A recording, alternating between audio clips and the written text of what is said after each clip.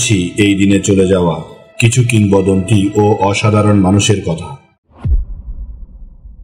বিশিষ্ট অর্থনীতিবিদ David Ricardo 1823 সালের 11 সেপ্টেম্বর মৃত্যুবরণ করেন, যিনি শ্রেণী সংগ্রাম ও মুক্ত বাণিজ্যের তত্ত্বের অন্যতম প্রধান প্রচারক ছিলেন।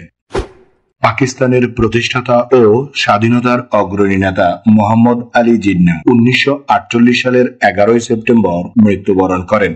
তিনি ব্রিটিশ ভারতের মুসলিম জনগোষ্ঠীর অধিকার ও আলাদা রাষ্ট্রের নেতৃত্ব দিয়েছেন। তার দূরদর্শী নেতৃত্ব ও রাজনৈতিক দৃষ্টিভঙ্গি পাকিস্তানের রাষ্ট্র গঠনে গুরুত্বপূর্ণ ভূমিকা পালন করেছে। কানাডীয় লেখক ও কবি রবার্ট উইলিয়াম সার্ভিস 1958 সালের 11 সেপ্টেম্বর মৃত্যুবরণ করেন। তার রচনাগুলোতে প্রকৃতি, কঠোর জীবন ও সাধারণ মানুষের সংগ্রামের চিত্র অতি প্রাণবন্তভাবে ফুটে উঠেছে।